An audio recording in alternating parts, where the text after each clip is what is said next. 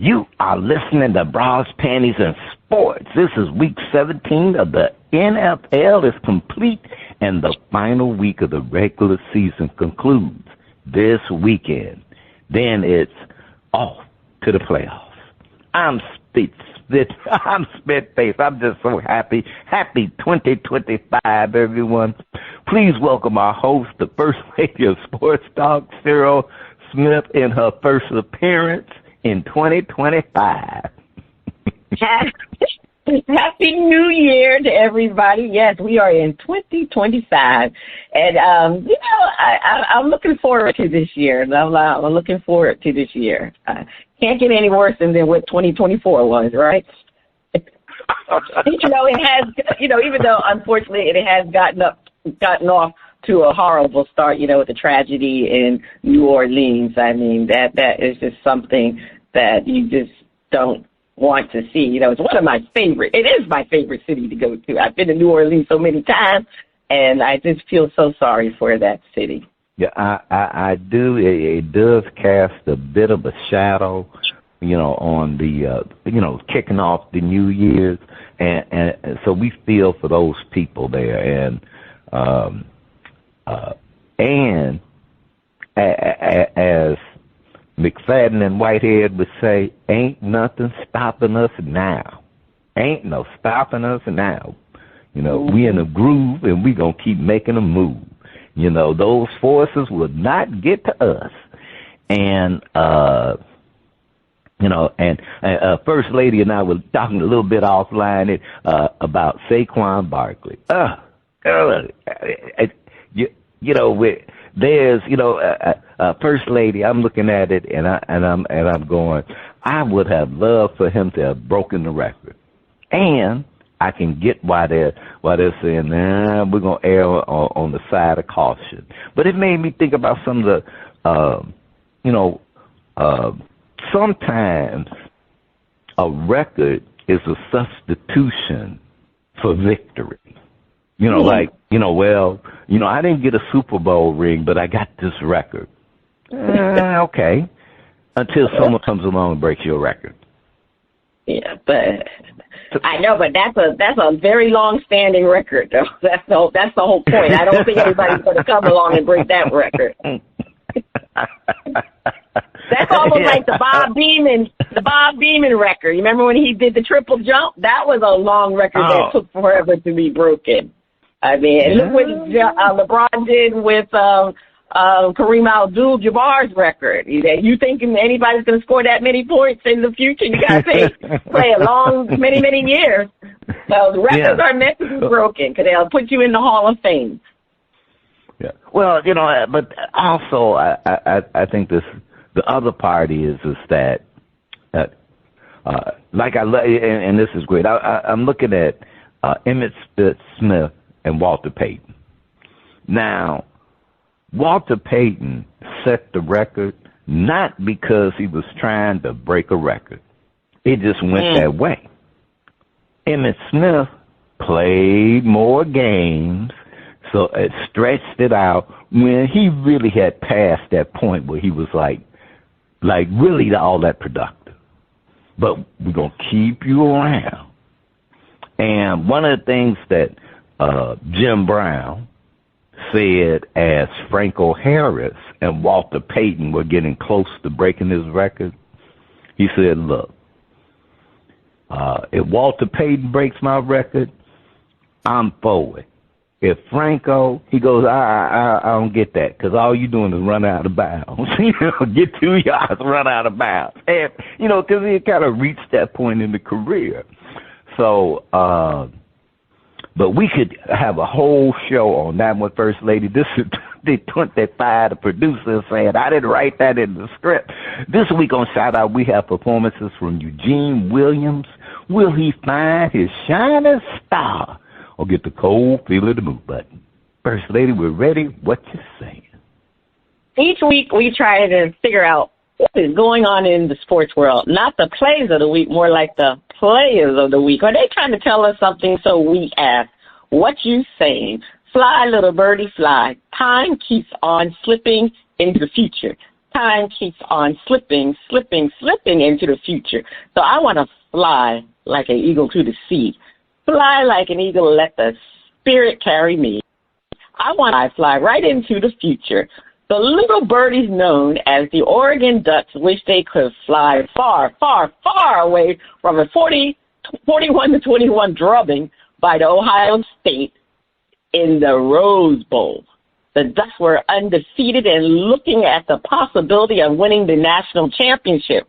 Ohio State came out the gate swinging and kept their foot on the necks of the once mighty Ducks. If Ohio State wins the national championship, does this mean the Ducks were pretenders? Marvelous Marvin Hagler, rest in peace, Bernard Hopkins, Roy Jones Jr., and the Steve Miller Band are asking what you say. Yeah, that was a beatdown, 41-21.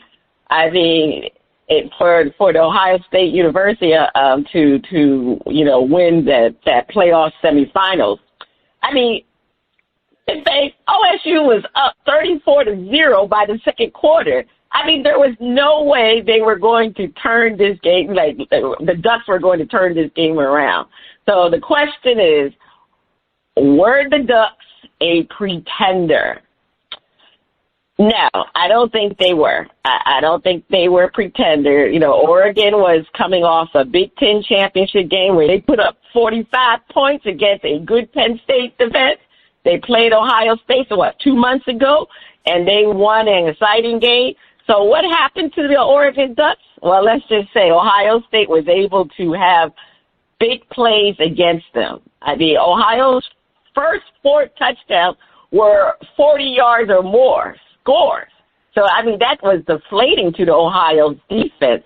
I mean, this defense had been ranked number 15 in college football. So they were definitely a very good defense. But, I mean, with those big plays, I mean, to score touchdowns 40 yards or more, I mean, that's very hard to come back by. And even though the Ducks were number 1 team the majority of the college season, and, they didn't look like they belonged in the same league as Ohio State. It was very shocking, to be honest with you. I mean, if you remember, Ohio State had lost 4 games against their rival, Michigan State, and the pundits and the fans, they wanted Ryan Day replaced. He was on the hot seat. And because that's a big thing, that rivalry between Ohio State and Michigan. I mean, it was a hard thing for Jim Harbaugh when he was there because you remember his first 2 years, I believe, he never beat Ohio State, and then he was able to regroup and beat Ohio State. So it's a big thing, and if you can't beat one of those teams, that means you got to get out of here and then go. And that's what the fans wanted to replace him. But he was able to coach this team to a major upset, and you have to give him respect.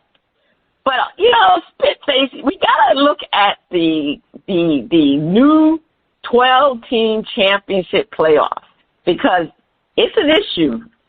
It's an issue right now because guess what? The teams that had to play in the first round, in all 3 games so far, they have all 3 semifinal games so far, they have defeated the teams with the opening bye. The opening round bye. Is this a coincidence? No, it's not, because I'm telling you, when you have a layoff like that, that definitely is going to affect the teams, and it affected the Ducks, because that layoff is a big thing. I mean, if you look at the NCAA basketball tournament, there are no byes. If you remember, the number 1s play the lowest ranked teams in that first round. So, I mean, it's really prudent for the committee to review these rules. And, it's still on the table that they may be expanding to 14 teams. I don't know what they need to do, but what they need to do is expand. So they need to expand to make sure that everybody is playing on a level with the opening round. Now, I know the NFL does it the same way, but guess what? That's why you have a lot of wild card teams going to the Super Bowl too. So it's something about those first round buys that makes a big difference. And I think that really impacted the Oregon Ducks because they didn't really look sharp. And Ohio State being the fact that they had to play, they had to play in that first round, that really helped them, and it's helped all the other teams. Now, tonight we'll find out regarding Notre Dame and who's Notre Dame playing? I forgot who they play now. But Georgia. Georgia. Oh Lord, I forgot Georgia. The Bulldogs. Right. Georgia. So we'll see how that game goes because who had the opening bye? Georgia did, right? Yeah. Or did I think Georgia had the bye. Wait. Georgia had the bye. So we'll see how this game turns out. And this one is going to be a little bit different too because of the fact of the incident that took place. The teams were geared up to play yesterday on New Year's Day. Unfortunately, because of the incident, it's been pushed back. But still, it's been pushed back. It's still the same situation. Georgia has the bye, and we'll see how Notre Dame does. So I really think I don't consider the Oregon Ducks to be a pretender. I just think because of those big plays and the way that bye, I think that hurt them. All right, Spitface. I just, it's just one of those things. So what are you saying about the Buckeyes?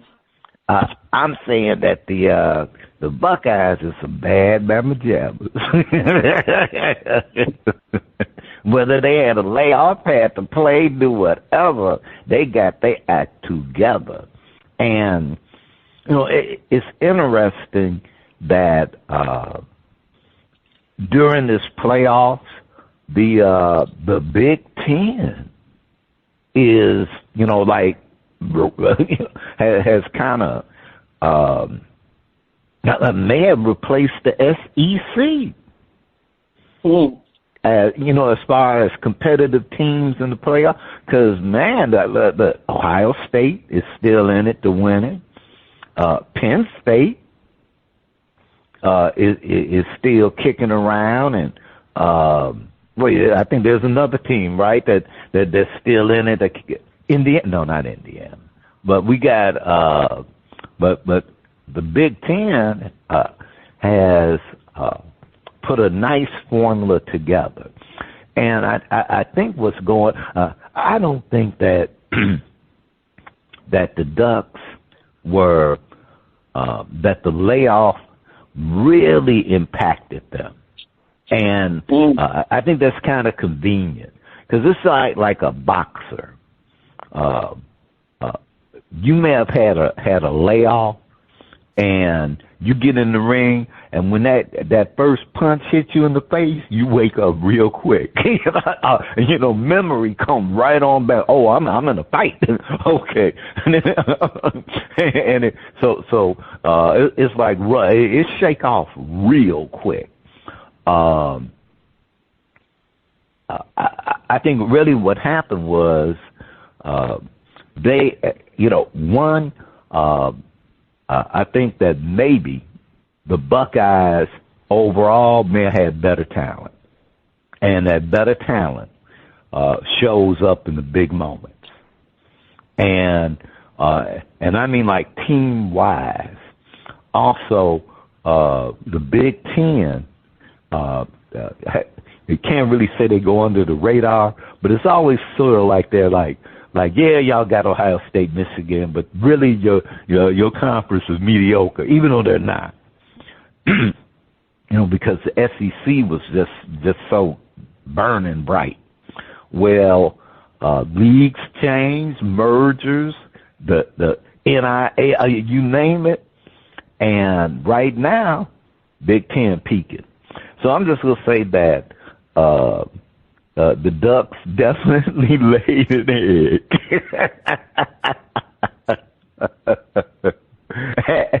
And I go, Buckeye fans, I think y'all might be, you didn't get the Big Ten championship, but you might get the big one. That's what I'm saying, First Lady.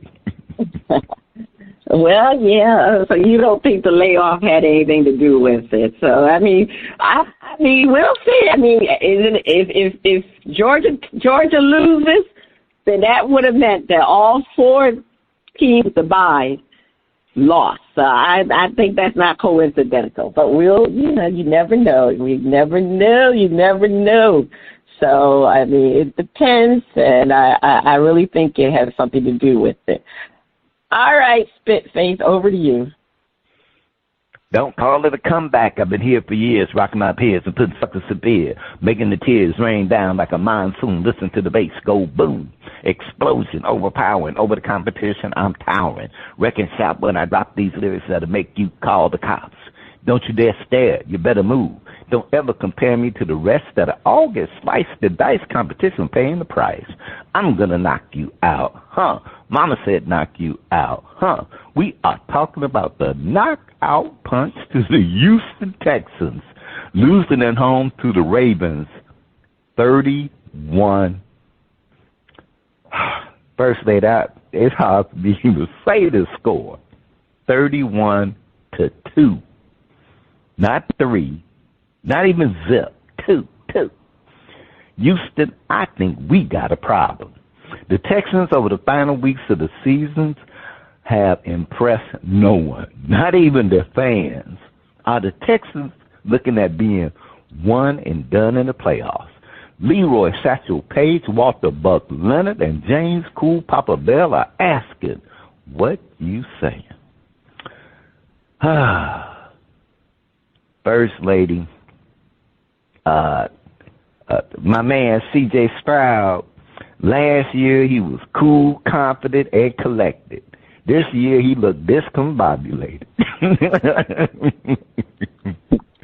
And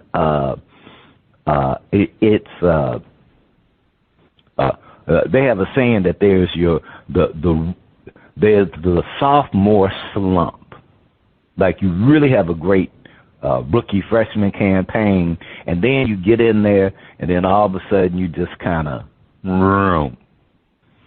and I think just a bevy of injuries to his wide receivers, and it's always inopportune, but they just got hit by that injury section, and then I think it's sort of like Jalen Hurts kind of did.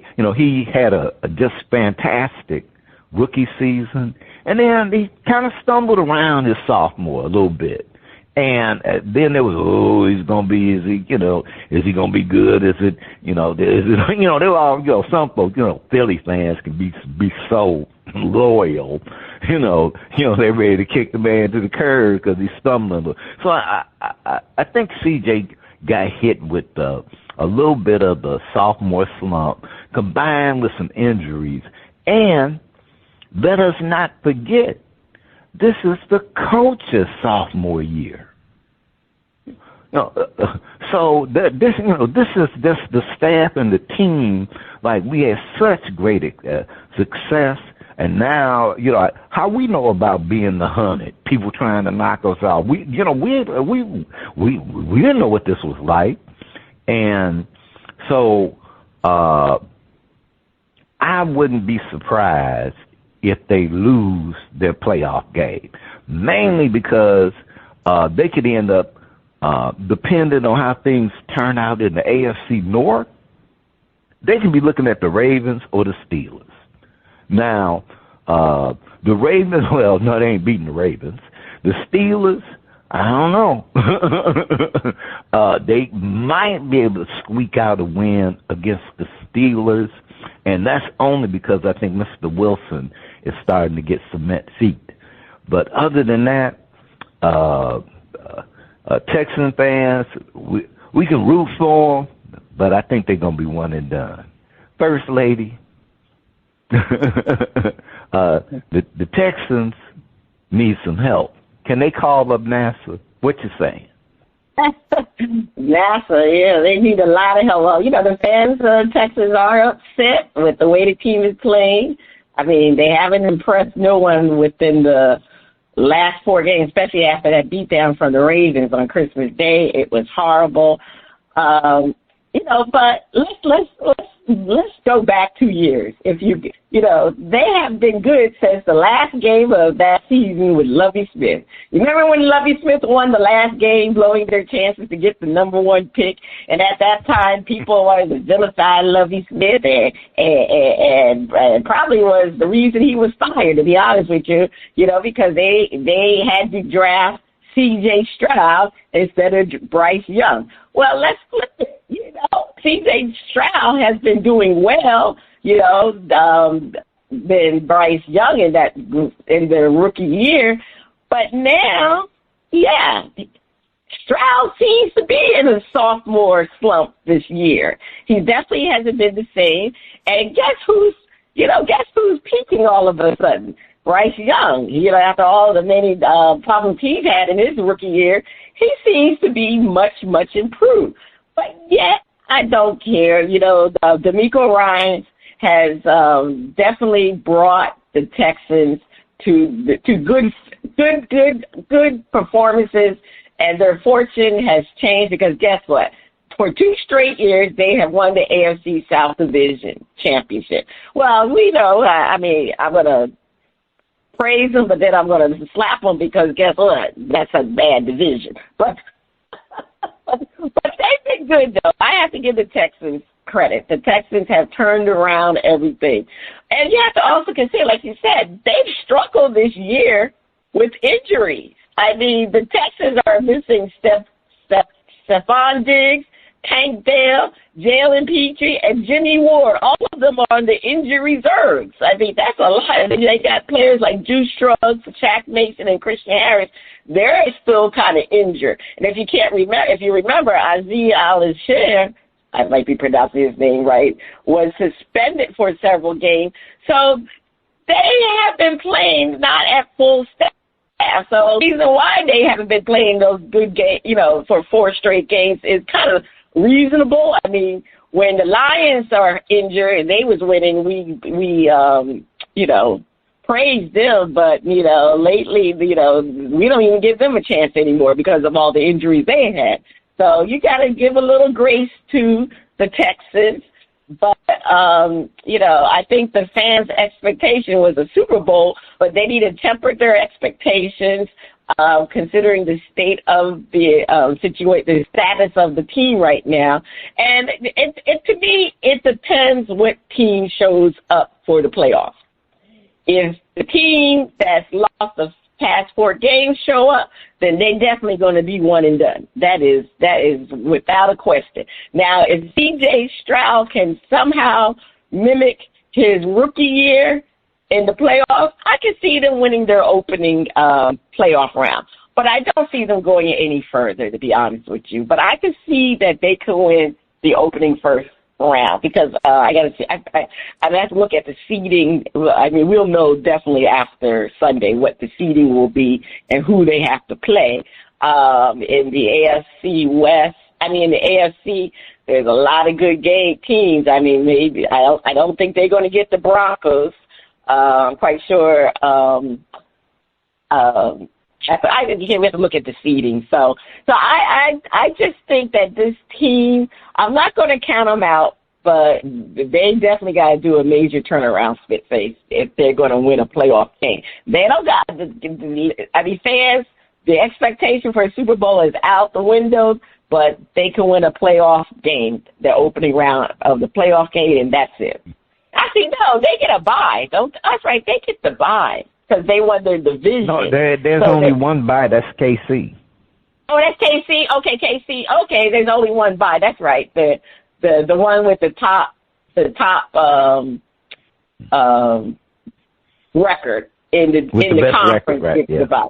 The best record. That's right. You're right. The best record gets the bye. Yes. All right. So anyway, I'll give them a chance to win the opening game if C.J. Stroud reverts back to his rookie year. So that's all I'm saying. Spitface. The way they seed it is that the teams that from the wild card pool, the teams with the best records have to play the division teams with the worst records. So the Texans are going to have to play the top team, from the wild cards. So they rank them, they do a reverse. But they don't go back. Thing. They don't go back and reseed it, though. They don't go back and reseed. No. What happens is like let's say the Texans are the 4th seed, then they have to play the 5th seed. Oh, okay. All right. Yeah. Well, we have to look at that. Yeah, they have to play the 5th, right, and go. Yeah, because I think there's a controversy already because if I'm not mistaken, in the NFC, the team that won, I forgot which team won the division. It's going to be that the division that the Bucks are in. They're going to have a losing record, and one of those teams, like, they have a winning record, but they have Detroit, Detroit and Green Bay are going to both have at least 14 wins. And they got to go on the road. Right, they'd have to. Well, see, that's the thing. Like the Bucks have are the weakest division winner, so they got to play the toughest wild card team. Okay, all right. Yeah, but it's sad that that winner with 14 got to go on the road. Yeah, well, we've had that happen before, and it just happens. Where we've had the division, where we've had, it used to be before they expanded the wild card that, remember they didn't have wild card. Right, so right. you could have at all. That's why they added the wild card, because they said, hey, look, these teams got better records than the division winners. That's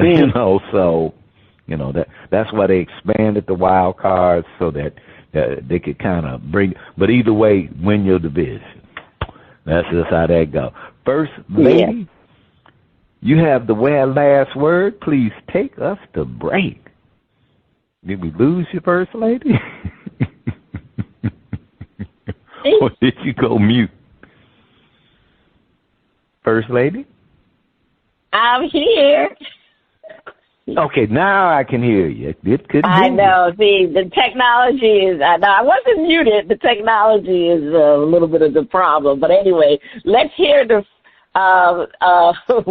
It was just a little bit of technology problem. So stay tuned. Coming up next, we have a performance from Eugene Williams on Shout Out Part 1.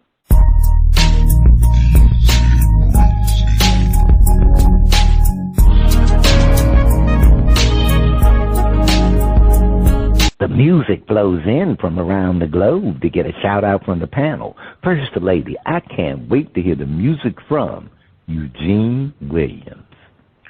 On Shout Out, we feature new independent artists who are looking to find their shining star. If we like what we hear, we'll give the track a shout-out. If we don't like it, we hit the mute. On the first part, they say Eugene represents the developing generation of great singers, songwriters, performers, and entertainers. Let's hear the first track from his hit album. Okay, we got a Christmas song, Chestnuts Roasting.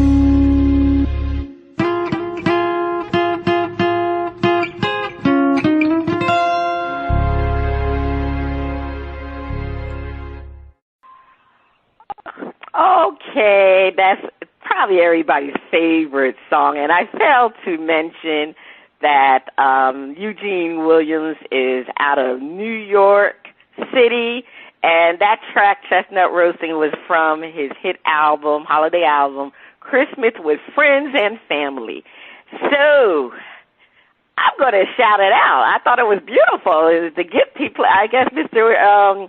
Williams plays the guitar, and he was right on point there with that guitar, playing that song, Chestnuts Roasting.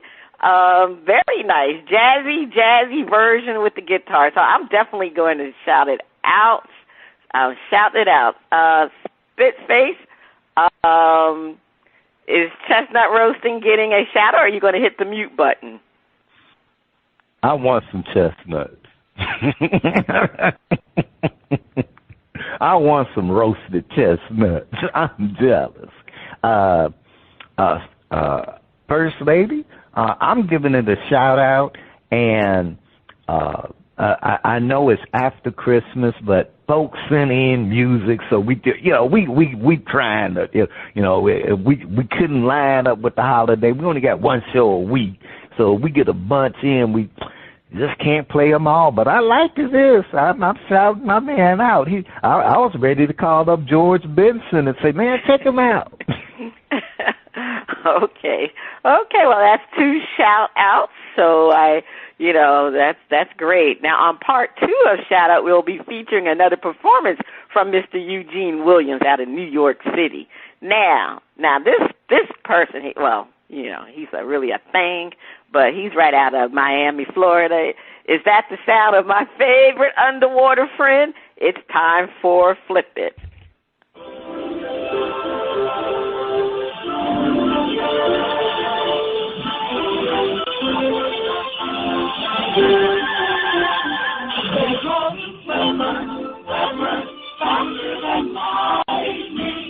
No one you see is wiser than me. In a world of wonder, I never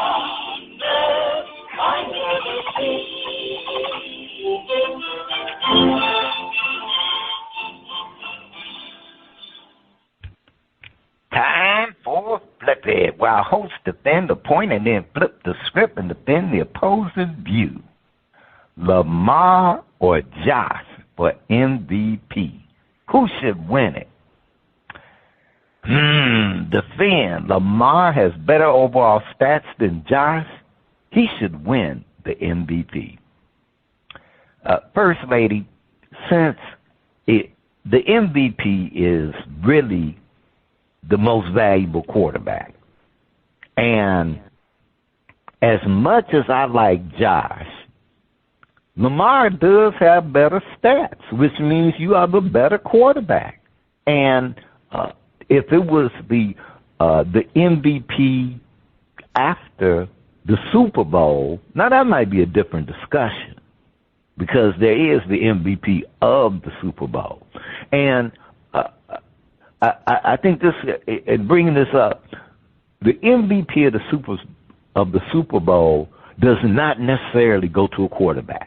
It really is about who the MVP was for that game.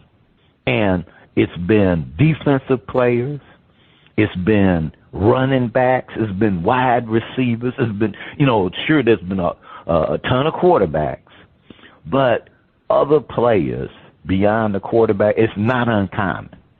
Now, the MVP race during the regular season, really comes down to who was the best quarterback.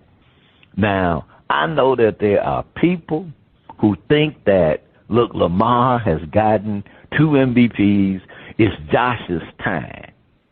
Wait, this ain't the debate team. This is supposed to be about records and how you played. And if the MVP is the most valuable quarterback, sorry, Josh, you had a great season. You've been playing out your mind. But hey, I can, if it's not going to be about the stats, I kind of think that guy for Cincinnati who got that team on fire, is kind of, he should be. So it'll go on and on. It is not about that it's Josh's time to win the MVP. It's that Lamar has the better stats. First Lady, defend. Goodness, my goodness. I mean, it always comes down to this situation. What does the MVP stand for? You say it's a quarterback award. It shouldn't be a quarterback award. That's the problem. It's been too much of a quarterback award. Most valuable player to me stands for who is the best player that is most valuable to their team. Meaning, if you took that person off the team, how would the team be? Or how would the team fare? That's what I'm talking about. So, again, if you take Josh Allen off the team and put another quarterback in, I don't know how the team would do. Same thing with Lamar. So you take him off the team, how would his team do? So then you got to come back to who has had the better season statistically. And that would be Lamar Jackson. Lamar Jackson has already won 2 Most Valuable Players awards in his short years in the NFL. But guess what? This has been his best year ever. So if this is his best year ever and he's already won 2 MVPs, don't you think he should win the MVP this time around? I mean, to me, there's no debate. Because, like I said, both of them are very valuable to their teams, but Lamar statistically is doing much better than Josh Allen. Now, yeah, you brought up Burrows, but let's face it, they're trying to get into the darn playoffs. So you have to factor in the team's success. So even though he's having a great year, the team is not successful. So therefore, he's not valuable to that team. Okay? That's how I'm looking at it. So no, it has to definitely go to Lamar because he has the best overall stats. And yes, even though both are valuable to their teams, when it's tied like that, then you really have to look at the stats, and that's why it needs to go to Lamar. All right. Now we're going to flip the script, and let's do that. Let's flip it. Defend. Josh has won more games than Lamar, and his stats are off the chart. He has been the most valuable player. And First Lady, as much as I love Lamar, and as much as the MVP has turned into the best quarterback, it's not the best quarterback stats. It's the most valuable quarterback to their team in the league. And Lamar has had some really great help having Derrick Henry on the team. Which is not Lamar's fault that, hey, I got this great running back now. All that did was cut down on Lamar's running, but his passing has still been off the hook. But Josh, on a different kind of team, dealing with, I'll say, I won't say tougher competition, but the competitiveness and the games that Buffalo has had to deal with might lean a little bit more strength of schedule to them. And Josh has his team not only winning, they have a better record. And they've already clinched their division. So his value has gotten them to where if it wasn't for KC, they might have had the one bye week. So Josh's overall play and the fact that his team has the better record edges out the stats. Because if I can have great stats by doing a Tony Romo, get great stats, don't win nothing. And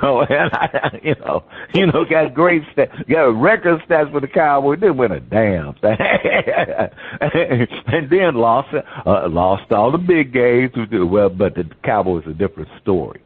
So we have to look at what they did with their team, and right now, Josh has put his team in a position to compete with the Super Bowl champs and get to the big dance. Lamar, even with a great running back, they still battling to see where they're going to end up. So, edge goes to Josh. First Lady, defend. Well, Allen's statistics are just as good as Lamar. I mean, I know Lamar has a little bit better, but, Allen has 3,731 passing yards. He's actually, he's 28 touchdown passes. He's rushed for 531 yards and with 12 touchdowns on the ground for that. So, he's had an MVP caliber season. Now, again, like you said, Spitface, Lamar has more weapons on his team than Josh Allen. So even though they have the same level of value to the team, but really, I don't even think that the Bills would even be a playoff team if Allen was not on that team. I mean, he has done more with less, as far as I'm concerned, because everybody didn't even pick the Bills to win their division, and because when they lost their Stephon Diggs, and then they also, I think, was a running back left. I mean, they really do not have superstars on that team, or what I would consider great playmakers. So Lamar Josh has done a lot with less. So I think, given the fact that his stats are comparable, of course Lamar's stats are a little bit better, but Josh's is comparable. But I think because of the way he plays and the fact that he doesn't have that much help, you have to consider he is the most valuable player in the league because he still got the stats and then the wins. Like you said, this is the fifth straight season that they've won the division title. Fifth straight season. I know it's not a historical what you've done historically that counts, but nobody picked the Bills to win their division this year. Nobody did. Okay, none of the pundits did. So that tells you, and that speaks volumes of how great of a season Josh has had, and you have to give him the most valuable player. And I know this is a tough decision because like I said, we said Lamar is having his best statistical season, but I think if you put a reputable quarterback there, I think they still would make the playoffs, but not in the Bills situation. They would not make the playoffs. They're making the playoff because of Josh Allen. So he definitely should get the most valuable player award. All right, First Lady. And now I'm going to tell you, my real most valuable player is my man down in Tampa Bay. Go Baker. Go Baker. All right, yeah, First Lady. Baker's having a great year, too. Yes, he is.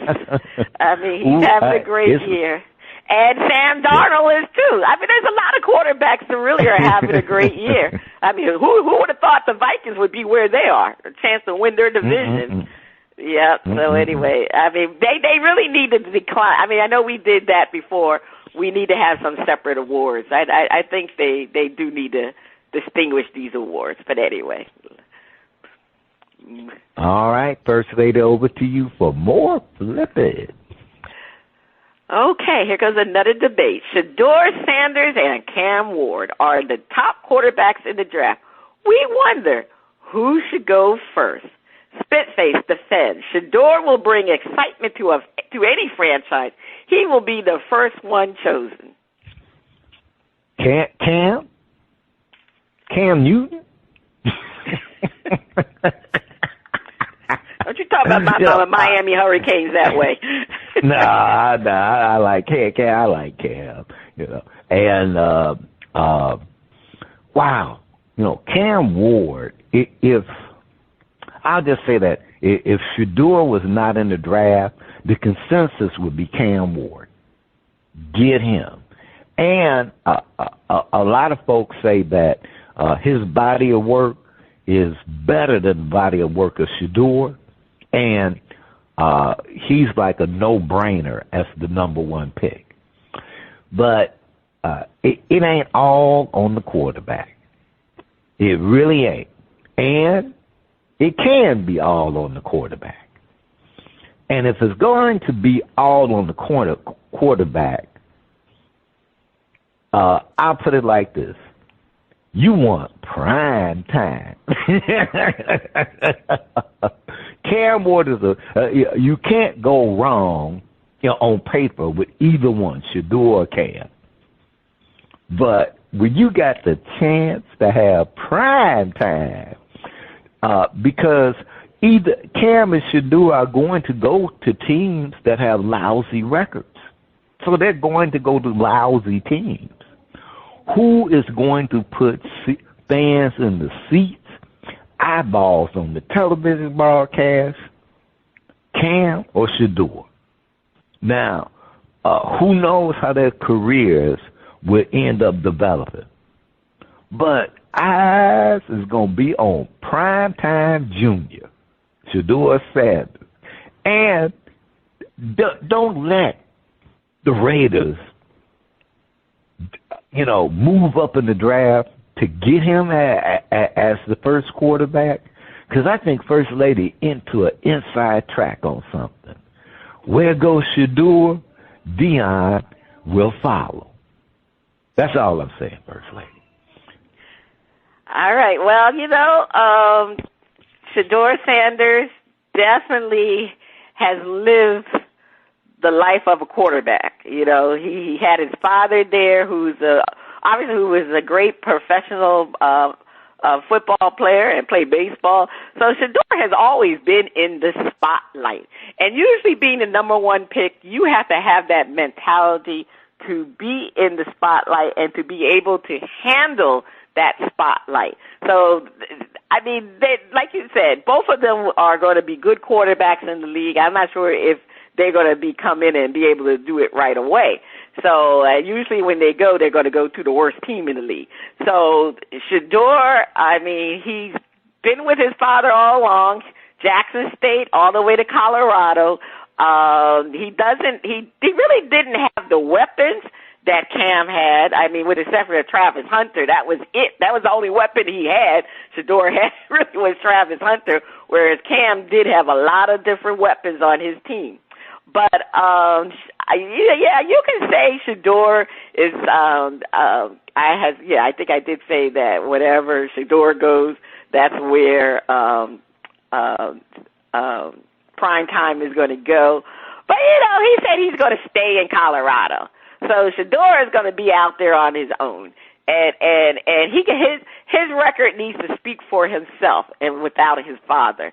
And I think Shedeur is just an exciting type of quarterback. He'll remind you a little bit of Lamar, but I think he has a better arm than Lamar does. And I think Shedeur will be the number one pick because most teams that are at that bottom, they need an exciting quarterback, franchise quarterback, and somebody who can fill the seat up and give them hope. And I think Shedeur Sanders can do all of that. He can bring excitement. He's a good quarterback, and he can fill those seats up. And that's what they need. And I think Shedeur Sanders should be the number one pick, and he will be the number one pick. Let's flip it. Spitface defend. Shedeur may have the glamour, but Cam Ward has the stats, and he should go first. First Lady, there's what they call the body of work, and Cam has the body. Now, can't, put down any of Shadour's accomplishments. The only reason probably that Shadour doesn't have the Heisman is that his teammate got it. So he missed out on that one. But the question is, Shadour, how will he operate with a coach or organization not ran by his dad? So this is going to be Shadour's first time with someone who ain't daddy. And that doesn't mean he was coddled or he, all that. But what it means is that now you're going to have to work with something new. And he hasn't had that experience. The way that Coach Sanders would have done something may not be the way that some other coach does things. They have their own philosophy, how they want to do. And sometimes that culture shock can be demoralizing, especially on a team that probably is not a good team. And Shadour hasn't dealt with that kind of situation. Now, Cam has had to come the more traditional route. So, he had to deal with what was handed to him, and he's been successful. Chances are he's more adaptable to whatever team he goes to, and that is going to be a key component. Wherever Shadour goes, there's going to be a looking over the shoulder. Will the team try to go get daddy? Because we know how that combination works. That combination was a winning combination, and if we can get a Hall of Famer who everybody want to play for as our head coach, whatever team Shadour goes to, that's got to be in the background somewhere. So Cam has the stats, all the pundits, and he's the Caleb Williams of this draft. Unfortunately, he may go to a bad team, but it won't be the Bears. And with a bad coach, Cam Ward should go first. That's what I'm saying first. All right, Spitface. I'm saying, and you didn't say it, but I'm going to say it. Yes, Shadour Sanders was coddled by his father. He was coddled by his father. He was when he was at Jackson State, and then he brought him over to Colorado with him. So you're correct in saying that that's all he knows is his father. He's never had another coach except for obviously when he was in his high school. And if I'm not mistaken, he wasn't coached by Primetime in high school. Well, was he? Because Primetime used to have a league, if I remember. So who knows? That's been his coach for years. So that's all he knows is Primetime. So it is going to be a major adjustment for Shadour to go to an NFL team and be coached by someone else, So that's going to be extremely rough for him, whereas Cam, believe it or not, Cam is already with his third team in 5 years. He's been on 3 different teams. I don't know if you knew that. And he came to 1-year deal to Miami because they obviously offered him the highest NIL money, and that's why he went there. But he turned that team around. Cam Ward is more of the typical quarterback than Shadour Sanders. Cam Ward's arm strength is much better than Shadour Sanders. So, look what he's done. They had the second best offense in the league, in the whole college arena. That was Cam's offense. The only one team that had a better offense was oh Lord, that was the team that beat them too. I can't remember the team name right now, but the team that they just lost to. Reason why they didn't get into the championship games because of that team. But anyway, they had the better offense. Miami was ranked number 2. So when it comes to arm strength, to me, the protege quarterback, he'll stay in the pocket longer than Shedeur does. His ability, to me, he's a little bit, I'm going to say he's a little bit tough-minded, more so than Shedeur Sanders, because of the fact that he's been to 3 different teams. He had to adjust to 3 different coaching styles. He had to adjust to three different offenses. So I think he's more equipped to enter as the number 1 pick in the NFL than Shedeur Sanders, because of the fact that Shedeur has been coddled by Prime. So I mean that makes a big thing. And you know, over the years, Ward, in those 5 years that he was in the college arena, he's improved each year. Now, some people will say that Shedeur did take a backseat this year because, like you said, he had Travis Hunter. Travis Hunter was the Heisman Trophy. Shedeur was in contention last year for the Heisman Trophy. And, you know, he had a spectacular season the year before. This year, he really didn't have a spectacular season. So going into the draft, you have to go with Cam, because Cam has definitely had the better season statistically leading into the NFL draft. So with that being said, yes, I mean, definitely Cam Ward deserves to be the number 1. And depending on who gets the number 1 pick, because I don't think the Giants right now, they after winning last week, they're no longer in contention to have the number 1 pick. I guess they think they're going to try to do the same thing with the Texans did. Maybe they're afraid to pick the number 1. It makes you wonder. But anyway, they shouldn't be afraid. It should be Cam Ward, because Cam is the best, the very, very best at this point in time. I would definitely pick him. But anyway, all right, Spitface, please take us to break. On the other side of the break, we have another performance from Eugene Williams. On Shout Out Part 2, please keep your ears glued to those speakers.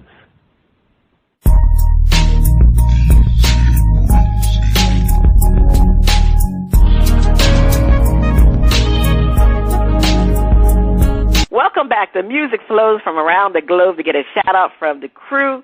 Spitface, over to you.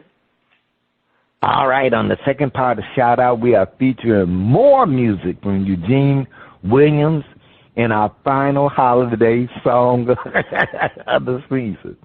Let's hear Silent Night with a Groove. Silent Night with a Groove. Let's hear it.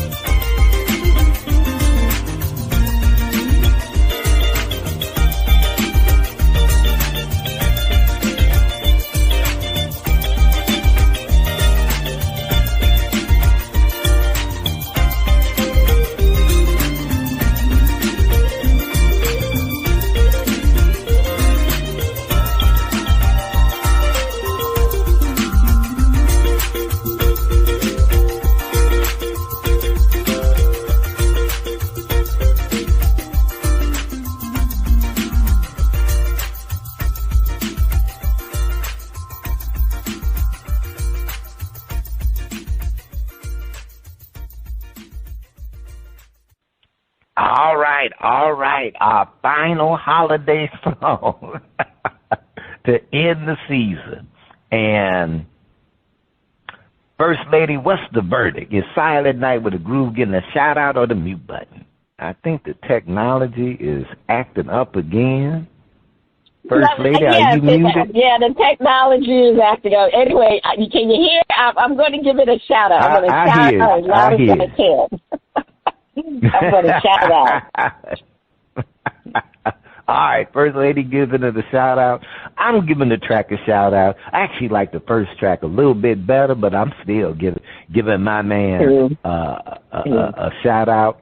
That is the end of shout out. You can check out Eugene Williams at Eugene Janae, and that's Eugene, and Janae is GENAY.com, and the Old Grumpy Radio Network. If you would like to be heard or have any comments, please send your emails and tracks to talent@oldgrumpyradio.com. First Lady, over to you. All right, it is time for the picks. We're in the final weeks. The final week. We are in week 18 of the 2024-2025 season. So let's go to our Saturday gotcha game, which is worth 250 million points. Actually, no. You know what? What's wrong with me? I'm so sorry. I have the results from last couple of weeks. I'm so used to the production assistants with a holiday code. They kind of slip a little bit, but they were able to get the results for week 16. So for week 16, DizzieMac led with 500 million points. Spitface came in second with 200 million. And for the first time in a long time, I had a negative 500 million points. All right. Week 17, Spitface, you led with 1,050 million points. I came in second with 950 million points. And DizzieMac was with third with 350 million points.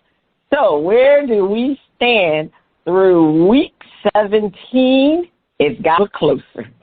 No, it's gotten a lot closer. I was leading for a good little bit, a lot of distance. Not anymore.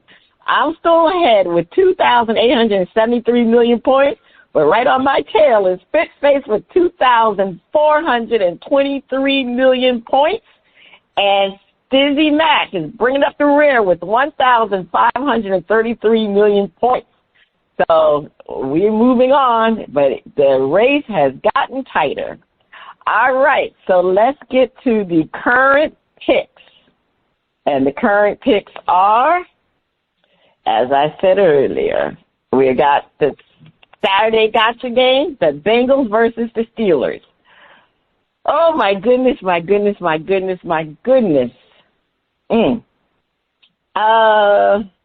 Steelers, they've lost, 3 games in a row?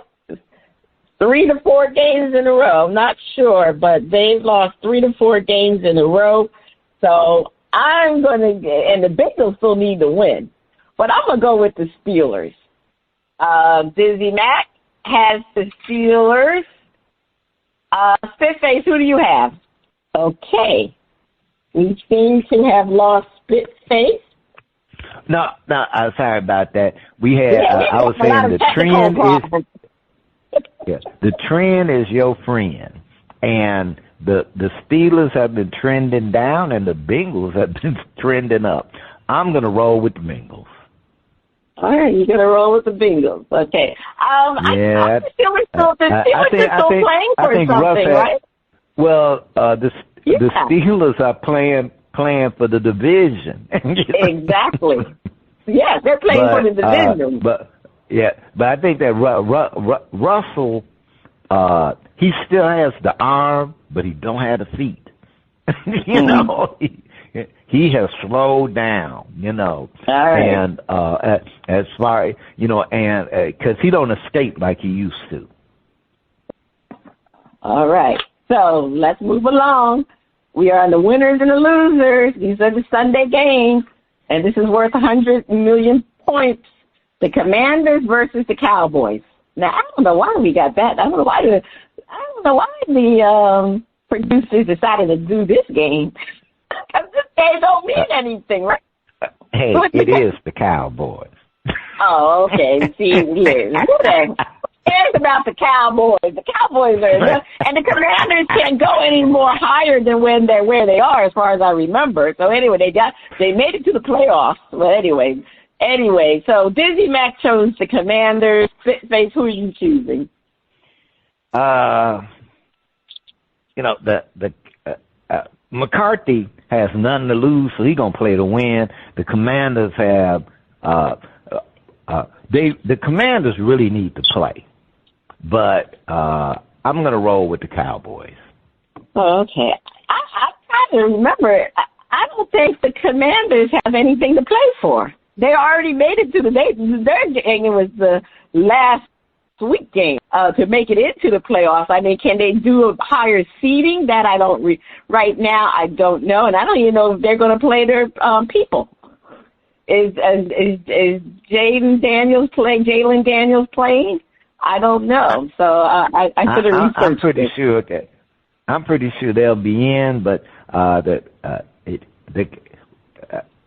we shall see. See, I need to know now. Okay. Anyway, well, we can move on to the next game while you research it. I'm going to go with the Commanders. I'm moving with the Commanders. I mean, I have a feeling I may be wrong about this because, but I don't know if they're going to be playing their people. Anyway, all right. Well, a team that I know won't be playing anybody is the Chiefs versus the Broncos. Well, we already know Patrick Mahomes is not playing. I don't even know if Travis Kelce is probably not playing either. None of the star people are playing for the Chiefs. So so Spitface, who you going with? Is your turn. Who you going with? I'm going with the Chiefs. You still going with the Chiefs? I'm going with the Chiefs. All right, well, I'm going with the Broncos because the Broncos needed more than the Chiefs needed. I mean, I know the Dolphins hope the Chiefs will win, but the Broncos, they need it. They're going to have, I mean, I know people are going to play who haven't played. I mean, let's look at Carson Wentz. I mean, I know Carson needs to try to see if he can do better because his career is 1 foot out of the NFL. So maybe he can pull the Chiefs. But now I'm going to go with those Broncos. All right, the Seahawks versus the Rams. This is another game that has no bearings, right? The Seahawks are not winning anything. The Rams won last week. So I don't know who's going to be playing in this game. Right, maybe that's the strategy of the producers. Okay. All right, the Seahawks versus the Rams. Ooh, I'm going to go with the Rams. I don't think that what's his name is playing. DizzieMac has the Seahawks. Who do you have, Spitface? Oh, I'm going with the Rams. Mm-hmm. All right, now, the game of all games. This is the game. Now, this game is the big one, and they got it on Sunday night, so all eyes will be watching. Now, did they flex? I wonder if they flexed this game to Sunday night, or this game was always going to be on the schedule for Sunday night.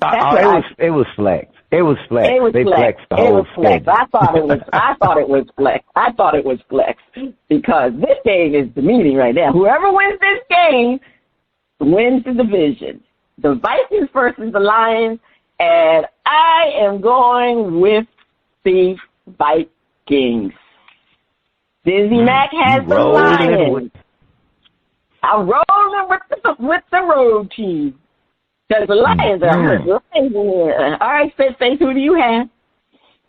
Oh, man, I'm looking for my coin so I can just do a flip. Because whoever loses is now the 5th seed. Exactly. The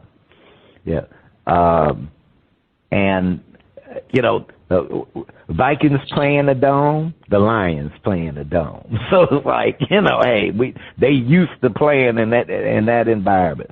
I'm going to roll with the Lions. I'm going to go with the home team. So you say you're going with the home team, the Lions? Yeah, I'm going to roll with the Lions. They at home, even though they've had injuries, they really, they keep winning. So I'm going to roll with them. You're going to roll with the Lions. All right. So this is going to come down to, we still got other games ahead of us. We got the playoffs and we got the Super Bowl. But as everybody else's race gets tight, our race, too, is very tight. So it'll be quite interesting. So this will have some bearing on it. All right. We'll see how we do next week. All right. And, we'll see how we do. All right. It's time for the top story to watch this week. Spitface, what you picking as your top story? Who gets the final playoff spots? Mm-hmm. Well, that's not my top story. My top story, which coaches are going to be fired? Is McCarthy going to keep his job? Because Monday morning, they will be firing people left and right. Because remember, there's no Monday Night Football anymore. Everything ends on Sunday. So what do they usually call Monday, the day after the season? Dead coach walking? No, there's another name for it. Yeah, they have, I can't think of it at the moment, but yeah. There's another name for it. There's another name for it. So we will see what it will be. I mean, I really think if the Dallas Cowboys, a feeling tells me that they will fire him, but it's like 50-50 right now, so, but we will see, because who's going to go to the Cowboys? Who could go to Dallas? Anyway. All right, check out our current and previous episodes at BrasPantiesandSports.com and our Facebook page, DP and Sports. This is Cheryl Smith, the First Lady of Sports Talk, and Spitface. You have been listening to Bras, Panties, and Sports. Happy New Year's to everybody. See you next week.